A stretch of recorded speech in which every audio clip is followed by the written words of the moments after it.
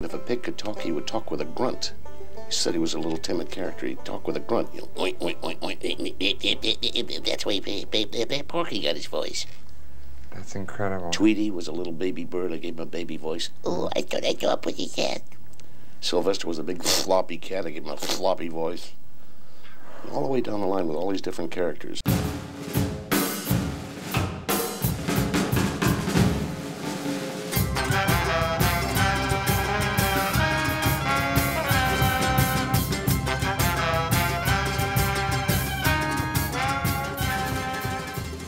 Welcome to Amusing Jews, where we celebrate Jewish contributors and contributions to American popular culture.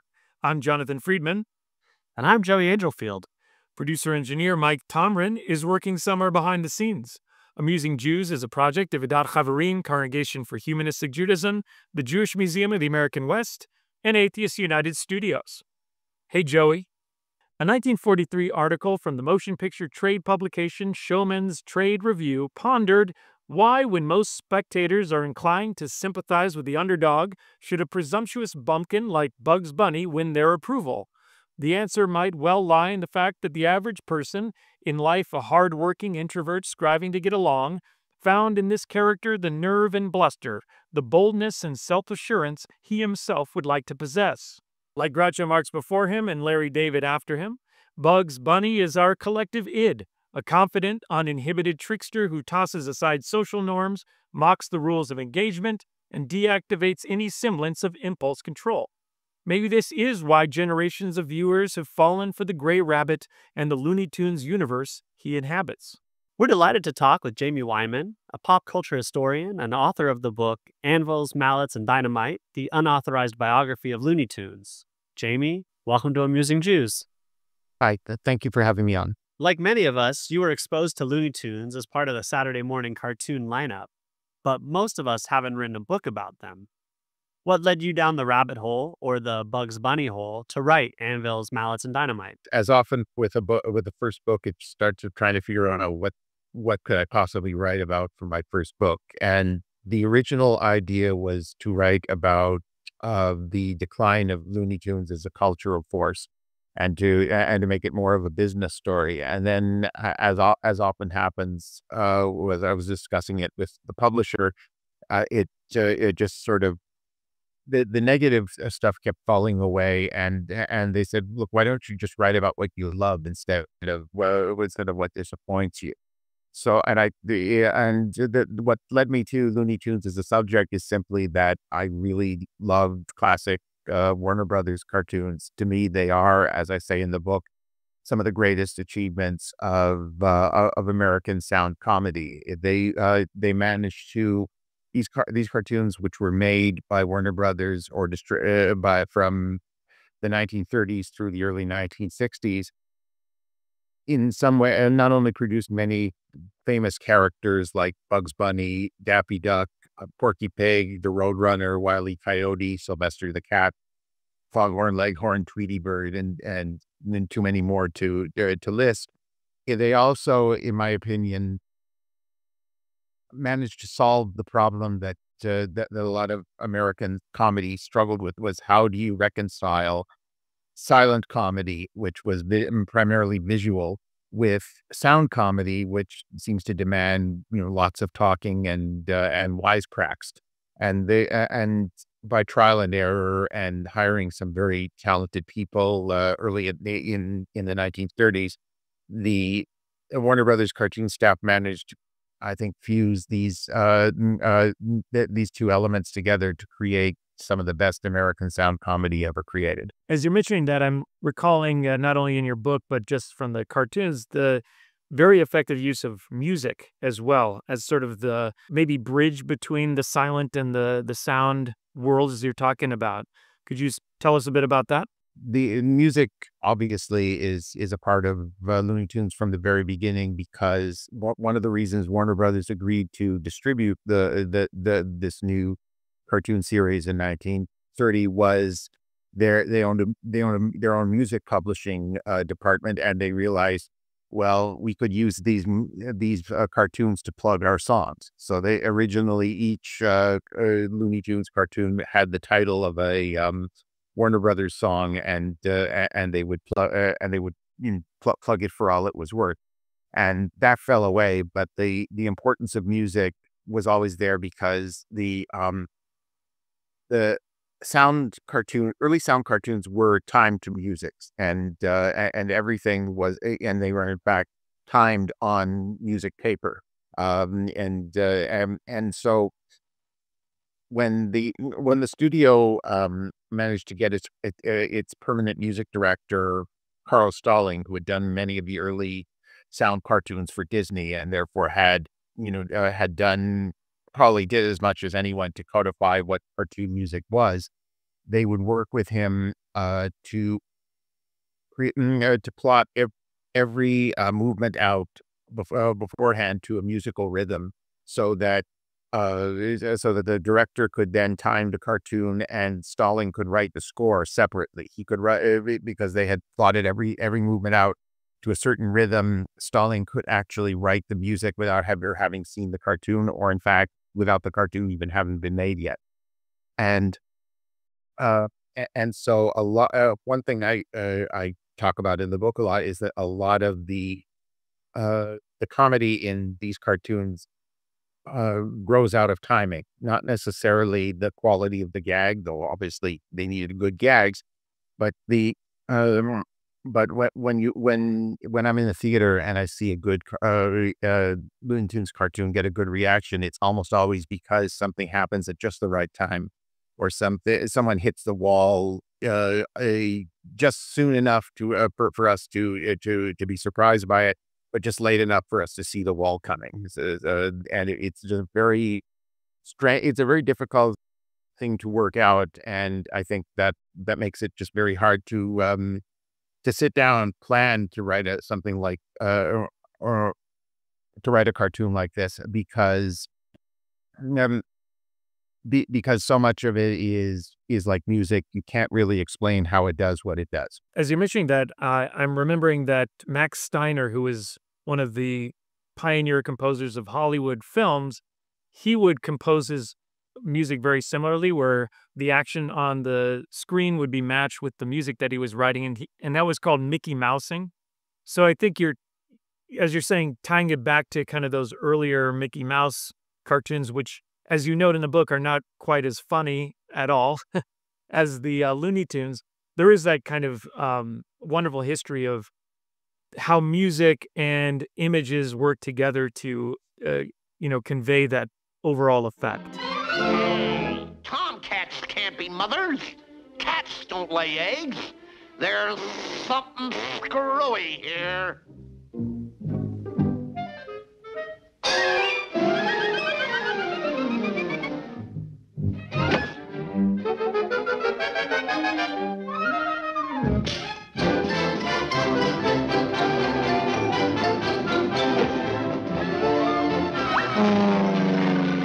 Carl Stalling did not write the music, as far as we know, for the very first Mickey Mouse cartoon, but he wrote the music for most of the ones many of the ones that came after. And he knew Walt Disney because they were both from Kansas City, and he was a silent movie organist. And so what the vocabulary of music Stalling built up as an organist, and creating music for was not just to time everything to the action on screen, though, which is part of it, but also to choose songs and develop them for either their mood appropriateness to the mood, or maybe just a little joke. So the one thing that there's a wonderful series of YouTube videos every time a certain song was played in classic Looney Tunes. And this person goes through every single scene in every classic cartoon from the 30s through the 60s where a particular song was used. And we see that Stalling built up this vocabulary of songs that was quite extraordinary. It is a mixture of pop songs from the Warner Brothers catalog with songs that he knew as really old songs that he knew from his Kansas City days, to classical music. And these soundtracks sort of became a way of not just of underpinning the action, but of commenting on the action, and even sometimes of, making in jokes for us to get. The most famous piece of music that's used in Warner Brothers cartoons regularly is called Powerhouse by Raymond Scott.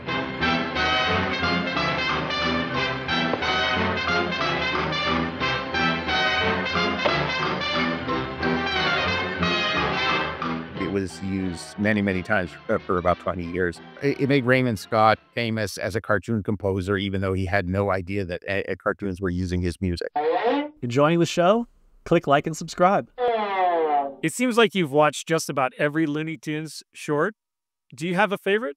I go back and forth, but I think that based on the fact that I devoted the entire last chapter of my book to sort of analyzing it in depth, I guess my favorite would probably be a cartoon from 1946 called Racketeer Rabbit. It's just a basic Bugs Bunny cartoon, which is Bugs Bunny takes shelter in a house during a rainy night, and two gangsters who admitted a robbery hole up there, and the gangsters are caricatures of Edward G. Robinson and Peter Lorre. We know what's going to happen, and I think that when I got into writing about it, why it made me laugh so much, it just made me see all the tricks and the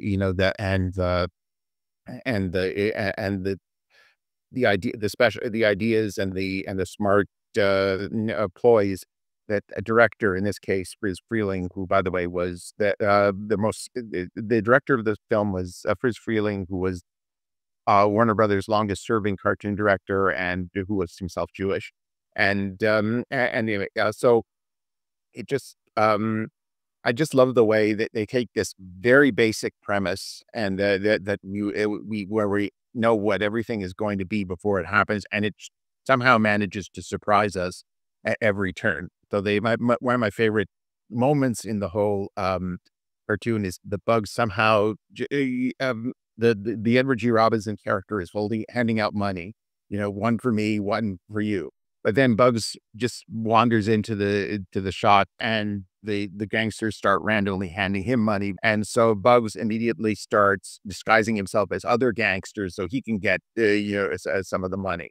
And he pops into different costumes and different voices. So it's Mel Blanc doing other voices that Bugs Bunny theoretically could do, but that aren't just some other voice. And then for some reason, it's topped off with Bugs appearing in a war bonnet and a costume. And it makes no sense. It makes absolutely no sense to hand a series of gangsters with this completely different costume.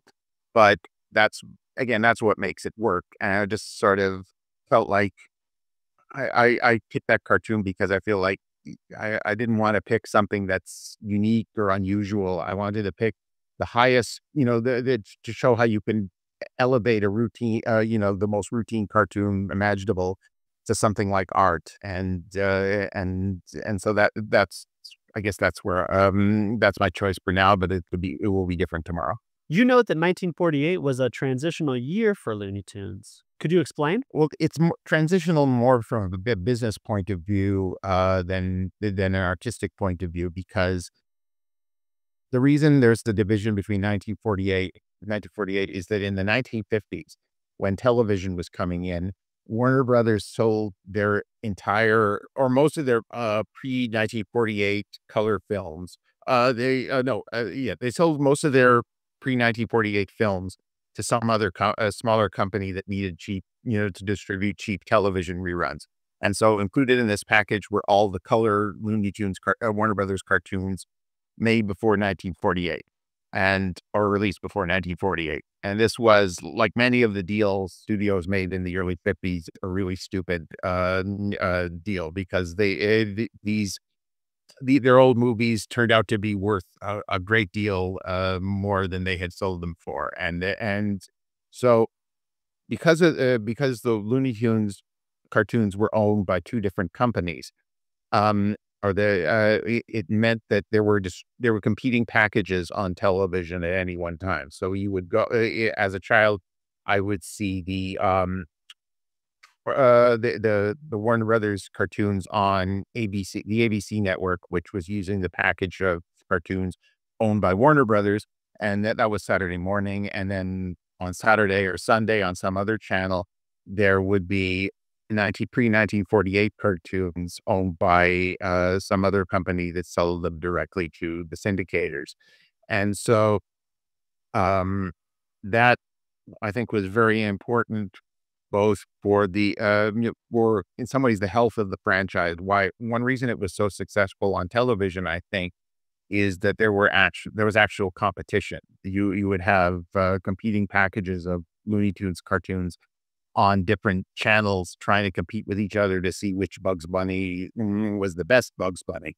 And so there are obvious differences overall between 1940s and 1950s cartoons. So that also had a certain artistic artistic basis to it, because we grew up realizing that one package of cartoons had Bugs more as a more aggressive and more willing to use violence unprovoked, while the packages of the cartoons that we saw on ABC were he was a suave character. These competing packages not only gave us competing shows to watch, but competing ideas of what the characters could be. And I think maybe made them feel more that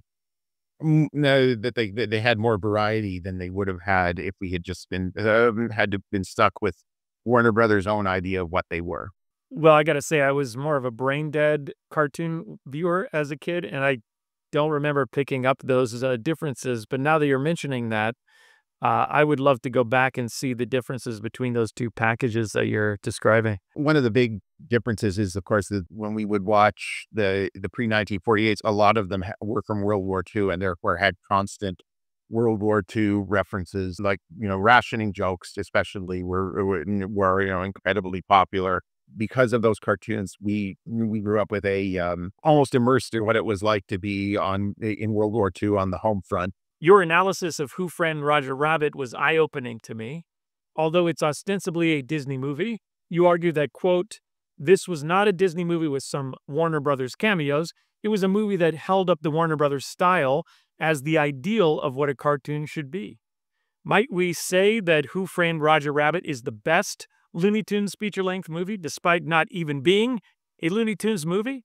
The first big scene in Who Framed Roger Rabbit with the Looney Tunes character is Daffy Duck and Donald Duck on the stage. You're playing the Hungarian Rhapsody on the piano, and that does far outstrip anything else that is in a Looney Tunes movie. Roger Rabbit, I think, did a lot to revive interest in classic Warner Brothers cartoons among among adults, and to make it, I guess, cool to admit that you watch those cartoons, and it definitely does have more of a Warner Brothers feel to it, because the creators of the film were clearly going for the crazy, wacky style that Disney usually avoided. So that there's I remember on the audio commentary for the film, they mentioned at one point Roger Rabbit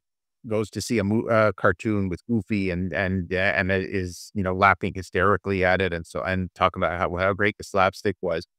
And they mentioned that it had to be a Disney cartoon in this particular scene, but they had just had so much trouble finding a Disney slapstick scene that was funny enough for them.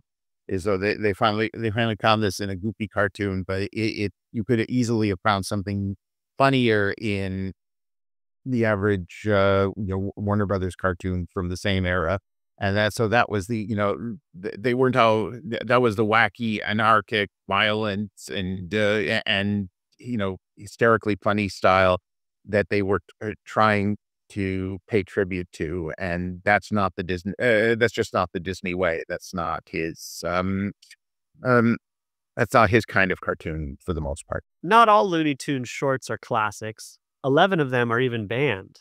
What can you tell us about these controversial cartoons?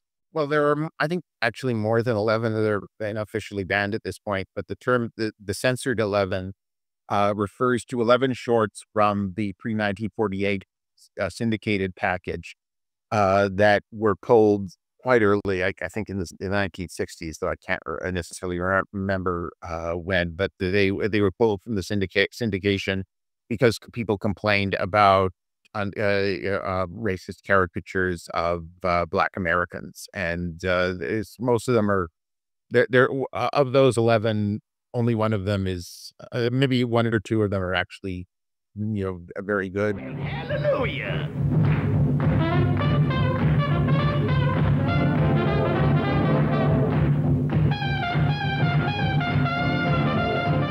How central was Mel Blanc to the success of these cartoons? So in many ways, Blanc created the idea of the professional voice actor.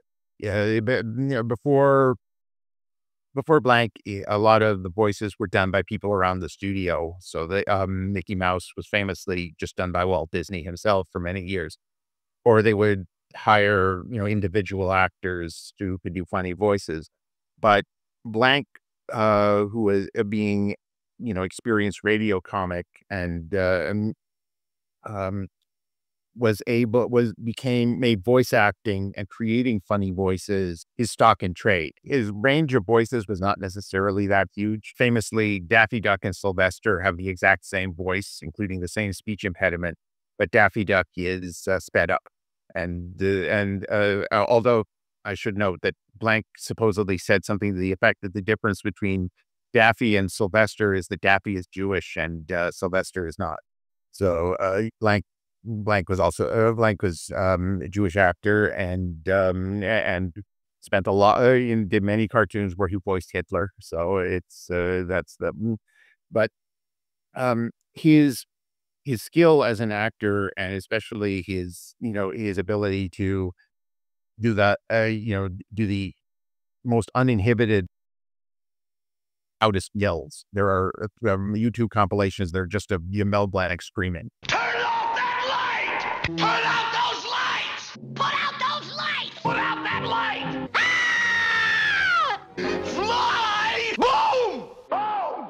Yow! Yeah! Yeah! And his ability to do specific characterizations or to express many different ranges of emotion on demand, meant that they were able to.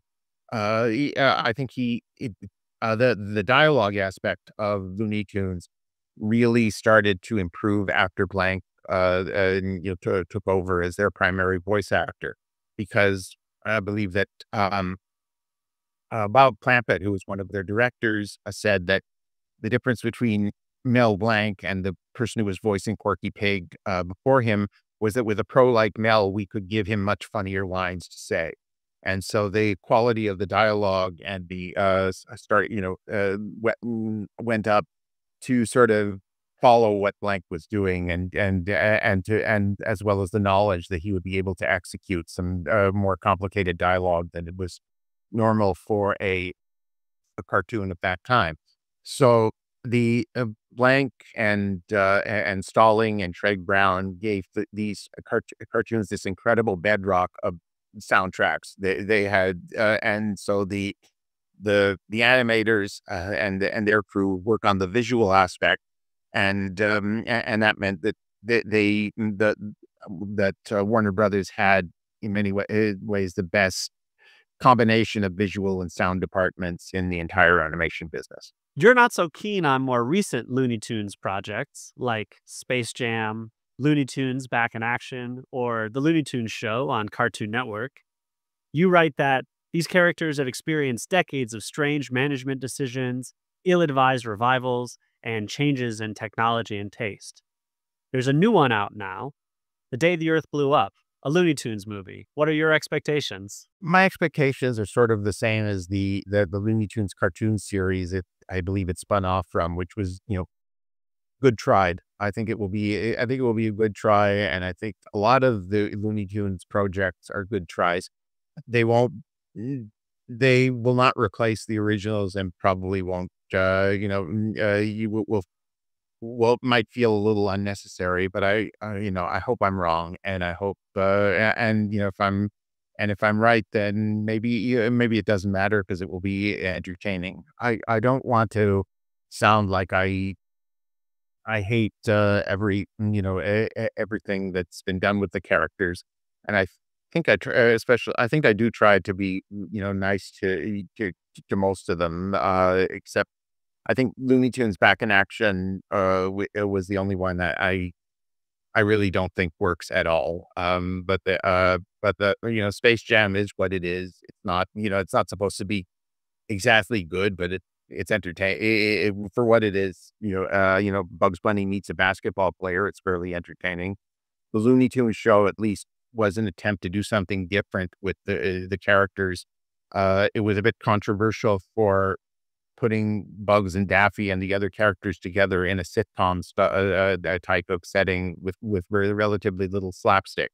But I think the creators of the show sort of understood that every slapstick gag you can do with these characters has been done on and on a much bigger budget by people who had been with these characters since the 1930s and instinctively knew what to do with them.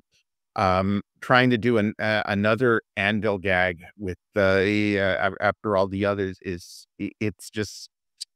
very hard, because the key to the success of the original cartoons is that they were generally left alone. They were not they were left alone to develop the kind of humor they thought was funny, and the only thing that was stopping them was, would the theater audiences laugh? And if they didn't, then you're in trouble.